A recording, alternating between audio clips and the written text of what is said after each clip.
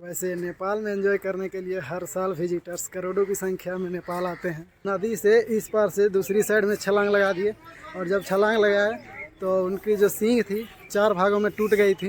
नेपाल में यह मंदिर हिंदुओं का सबसे पवित्र धार्मिक स्थल है। नदी के इस पार चिंकारों के लिए एक बहुत बड़ा शेड बनाया हुआ है। वो जो सामने दिख रही है मंदिर बड़ी सी, वही है पशुपतिनाथ मंदिर। के अंदर गर्भगृह में भगवान भोलेनाथ का पशुपतिनाथ के रूप में मूर्ति है। ये तालाब काफ़ी खूबसूरत है, स्पेशली छठ पूजा के समय यहाँ पर देखने लायक माहौल रहता है। इस जगह से है पशुपतिनाथ टेम्पल का मेन एंट्री। होटल का खाना मुझे अब तक का सबसे चीपेस्ट खाना लगा। हेलो गाइस, स्वागत है एक बार फिर से एक नए वीडियो में। अभी मैं हॉस्टल से चेकआउट करके बाहर आ गया हूँ और चलता हूँ पशुपतिनाथ टेम्पल की ओर। और चेकआउट इसलिए मैं करके निकल गया हूँ क्योंकि मेरा आज हॉस्टल है पशुपतिनाथ टेम्पल से 5.25 किलोमीटर की दूरी पर है और मुझे जो नेक्स्ट जर्नी करनी है पशुपतिनाथ के बाद आगे कंटिन्यू करना है, तो फिर मुझे रिटर्न यहाँ ना आना पड़े, इसीलिए एक ही बार चेकआउट करके यहाँ से जा रहा हूँ। फिलहाल मैं इस एरिया से पैदल जा रहा हूँ। हॉस्टल का बुकिंग सिर्फ एक दिन के लिए ही किया था और मेरा प्लान था कि फिर नेक्स्ट डे के लिए फिर अगला दिन बुकिंग करूँगा। पर वहाँ जो लड़के काम कर रहे थे, जिनके साथ मैं रात में डिनर करने गया था, उन लड़कों से मेरा थोड़ा अच्छा से तालमेल हुआ, अच्छा से बातचीत हुआ। तो वो बोले बुक करने की ज़रूरत नहीं है, आप यहाँ स्टे कीजिए, जितना पेमेंट आज किए हैं उतना ही आप कल भी कर दीजिएगा। इसके वजह से मैं दोबारा बुकिंग किया नहीं था और डायरेक्ट मैं उनको पेमेंट किया। जो फर्स्ट डे का पेमेंट मैंने किया था जितना, उतना ही फिर आज भी पेमेंट किया और चेकआउट करके जा रहा हूँ। और फिलहाल द गार्डन ऑफ ड्रीम के पास से क्रॉस कर रहा हूँ। आपको पिछली वीडियो में ये जगह मैं दिखाया हूँ, तो अगर नहीं देखे हैं तो आप डिस्क्रिप्शन में लिंक मिल जाएगा, वहाँ से जा करके उस वीडियो को देख लीजिए। कि जो लड़के मेरे साथ गए थे रात में डिनर के लिए, वो दोनों लड़के एक साथ एक ही गांव से आए हुए हैं। वो काठमांडू के लोकल नहीं हैं, वो एक साइड इलाके से आए हुए हैं यहाँ पर काम करने के लिए। और उनके साथ एक और लड़का भी है, वो उनके गाँव से थोड़ा दूर का है। तो उन्होंने जो मुझे बताया, मुझे सुन करके बहुत बुरा लगा। वो तीनों लड़के गांव से आए हुए हैं और गांव के लड़के हैं, सिटी में आए हैं कि कुछ थोड़ा बहुत कमाई हो जाएगा तो फैमिली चलेगा। लेकिन जो होटल का मालिक है, अभी भी उनको ट्रायल पीरियड में रखा है। एक लड़के का 15 दिन से ज़्यादा हो गया है, फिर भी उसको पेमेंट कितना देना है उसका किसी भी तरह से डिस्कस नहीं किया है, किसी भी तरह से बात नहीं किया है। और एक लड़का है जिसका 7 दिन हुआ और एक लड़का का 6 दिन हुआ है, तो अभी तक उनको ये पता नहीं है कि उनका पेमेंट कितना मिलेगा। तो यह चीज़ वो मुझे बता रहे थे। तो ये चीज़ सुनकर मुझे थोड़ा तकलीफ हुआ। गांव के लड़के अगर शहर में आए हैं तो इस उम्मीद के साथ आए हैं कि थोड़ा बहुत इनकम हो जाएगा तो हमारा फैमिली के लिए भेजेंगे। लेकिन यहाँ पर उनका खुद का खाने के वांदे लगे हुए हैं, खुद को खाने के लिए उनका दिक्कत हो रहा है। तो ये चीज़ सुन करके काफ़ी बुरा लगा। ऐसा नहीं करना चाहिए। जितने भी लोग इस वीडियो को देख रहे हैं, थोड़ा बहुत इस तरह के लड़कों को हेल्प कीजिए, थोड़ा सपोर्ट कीजिए। मैं उन लड़कों को 200 रुपीज़ दे कर आया हूँ नेपाली रुपीज़ में, और मुझे लगता है कि ये 200 रुपया कोई बड़ा चीज़ नहीं है। लेकिन मेरे पास जितना हो पाया, मैं जितना कर पाया, मैंने उन लोग को दिया। तो आपसे भी मेरा ये रिक्वेस्ट है कि इस तरह की बातें जब भी आप सुने, इस तरह के लड़कों को हेल्प किया करें, क्योंकि ये लड़के गांव से एक उम्मीद लेकर के आते हैं और उनके साथ ऐसा होता है। ये चीज़ बहुत बुरी बात है। तो थोड़ा बहुत सपोर्ट करें और ऐसा नहीं करना चाहिए।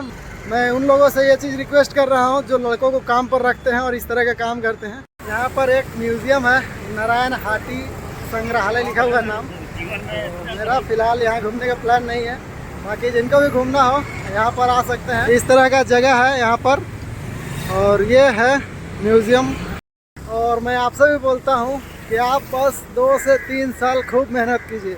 आप बस 2 से 3 साल खूब मेहनत कीजिए, आपकी पूरी लाइफ सेट हो जाएगी। और केवल आपकी ही नहीं, आपके पूरी फैमिली की लाइफ सेट हो जाएगी, आपके आने वाली पीढ़ी की लाइफ सेट हो जाएगी। हर फैमिली में कोई एक इंसान होता है जो अपनी फैमिली की किस्मत बदलता है अपने मेहनत और अपने काबिलियत के दम पर। तो क्यों ना वो इंसान आप बने और आज ही से मेहनत शुरू करें और अपने फैमिली का, अपने करियर का, अपने आने वाले पीढ़ी का लाइफ सेट करें। ये तालाब काफ़ी खूबसूरत है, स्पेशली छठ पूजा के समय यहाँ पर देखने लायक माहौल रहता है। इस तालाब का नाम कमल पोखरी है।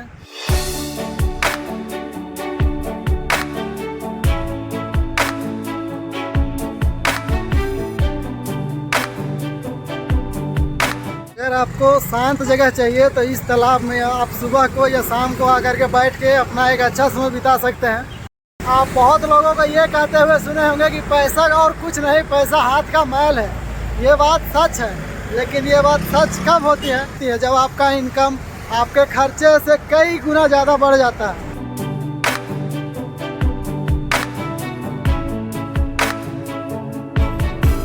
मेहनत करने में किसी तरह का शर्म नहीं करना चाहिए, क्योंकि कोई भी काम छोटा या बड़ा नहीं होता है। छोटा या बड़ा हमारी सोच उस काम को बनाती है। इस फाइनली मैं पशुपतिनाथ टेम्पल के मेन एंट्रेंस से अंदर जा रहा हूँ।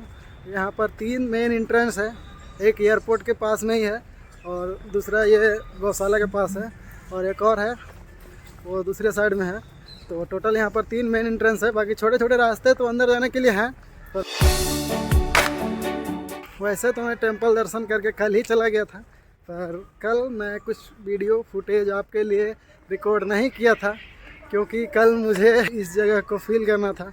इसलिए कल मैं कुछ भी रिकॉर्ड नहीं किया था। इसलिए मैं आज आया हूँ ताकि मैं आपको भी यहाँ का व्यू दिखा सकूँ, किस तरह का टेंपल है, किस तरह का एरिया है, और कुछ यहाँ के बारे में जानकारी दे सकूं, जिससे कि आपको भी यहाँ के बारे में पता चल जाए और आप भी यहाँ पर दर्शन के लिए आ सकते हैं। यहाँ पर इस तरह का लॉकर फैसिलिटी है, जहाँ पर आप अपना जूता चप्पल रख करके मंदिर दर्शन के लिए जा सकते हैं। यहाँ पर इस तरह का झोला बाहर में ही मिल जाएगा, तो उसमें अपना जूता चप्पल बस खोल के डालना है और काउंटर में दे देना है और वहाँ से टोकन रिसीव करके चले जाना है।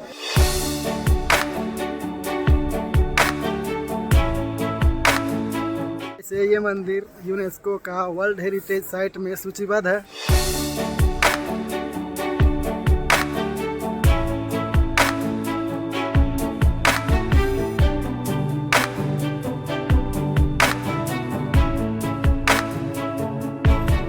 अगर आप यहाँ पर आते हैं तो इन परिंदों के लिए कुछ खाने के लिए दाने लेकर के आ सकते हैं। इस जगह से है पशुपतिनाथ टेम्पल का मेन एंट्री, और इसके अंदर फ़ोन कैमरा अलाउ नहीं है, तो इसके अंदर का व्यू मैं नहीं दिखा पाऊँगा। के अंदर गर्भगृह में भगवान भोलेनाथ का पशुपतिनाथ के रूप में मूर्ति है, जिसकी पूजा होती है। इस मंदिर के बारे में कई सारी कहावतें हैं, कई सारी कहानियाँ हैं। ऐसा कहा जाता है कि महाभारत युद्ध के बाद पांडवों को जब एहसास हुआ कि वो अपने भाइयों को मार करके पाप किए हैं, तो वो अपने पाप के प्रायश्चित के लिए भगवान भोलेनाथ को खोजते हुए केदारनाथ गए। तब केदारनाथ में भोलेनाथ पांडवों से मिलना नहीं चाहते थे, तब उन्होंने एक बैल का रूप लिया।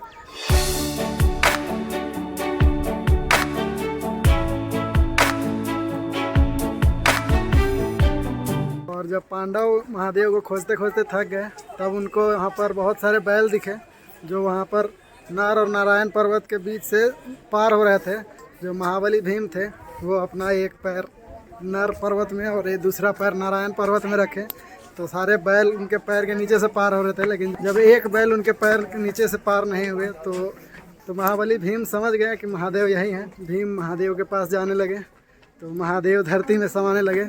तभी भीम ने अपने ताकतवर हाथों से उस बैल की पीठ पर जोर से पकड़ लिए, तो उनका पीठ उनके हाथ में रह गया, बाकी पूरा शरीर धरती में समा गया। तो उसी पीठ का पूजा होता है केदारनाथ में।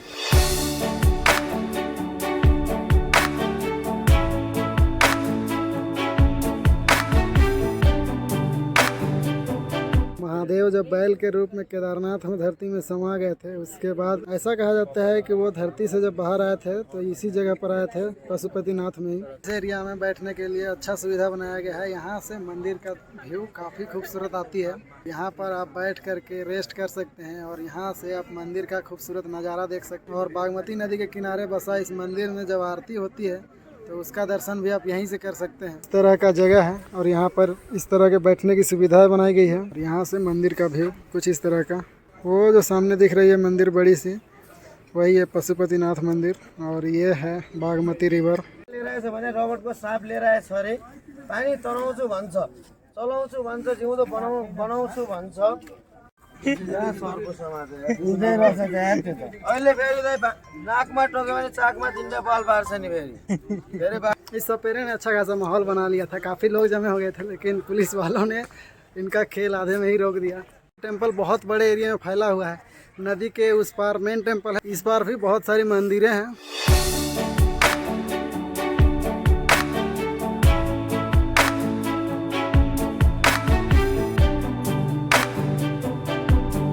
नदी के इस पार चिंकारों के लिए एक बहुत बड़ा शेड बनाया हुआ है।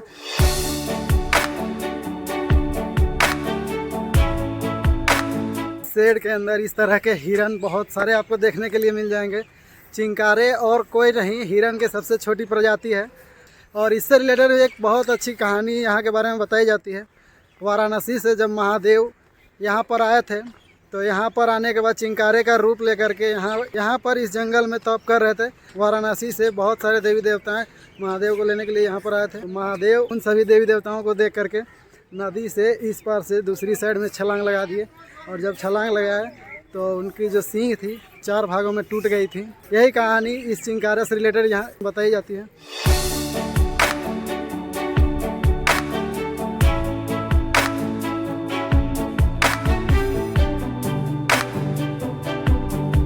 वैसे नेपाल में एंजॉय करने के लिए हर साल विजिटर्स करोड़ों की संख्या में नेपाल आते हैं।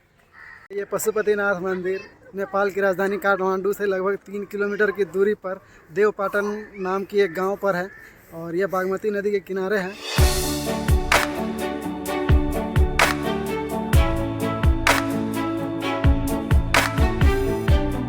पर इस पशुपतिनाथ टेम्पल दर्शन के लिए इंडिया से खास करके हजारों की संख्या में श्रद्धालु आते हैं। नेपाल में यह मंदिर हिंदुओं का सबसे पवित्र धार्मिक स्थल है। इस तरह हमारे भारत के वाराणसी में प्रतिदिन चिताएं जलती है, और ऐसी मान्यता है कि वाराणसी में अंतिम संस्कार करने से लोगों को मुक्ति मिलती है। उसी प्रकार यहाँ पशुपतिनाथ टेम्पल में भी हर रोज चिताएं जलती है।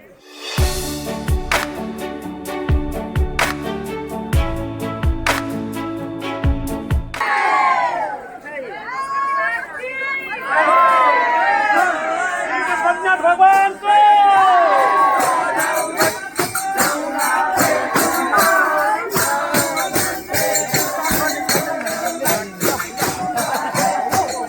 नदी के किनारे इस घाट में आपको प्रतिदिन यहाँ भी चिताएं जलती हुई दिखेंगी। जिस तरह हमारे वाराणसी में है, यहाँ पर लोगों के अंतिम संस्कार करने से लोगों को मोक्ष की प्राप्ति होती है।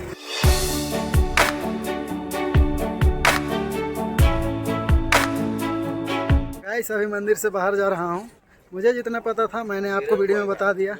जैसा कि आपको पता है मैं खाने के लिए बहुत कंफ्यूज रहता हूँ, तो चावल चिकन ऑर्डर कर दिया था, तो अभी आ गया है। होटल का खाना मुझे अब तक का सबसे चीपेस्ट खाना लगा। ये होटल गौशाला बस स्टॉप के सामने ही है, तो अगर आप जब भी यहाँ पर आते हैं, अगर आपको चीपेस्ट खाना चाहिए तो इस होटल में विजिट कर सकते हैं। तो गाइस, सब बारी है नेपाल की सबसे खूबसूरत जगह में जाने की, तो वो चीज़ आपको कल देखने को मिलेगा। तो इस वीडियो में इतना ही। अगर वीडियो अच्छा लगा तो वीडियो को लाइक करें, चैनल को सब्सक्राइब करें और हमारे चैनल में बने रहें। जय हिंद, धन्यवाद।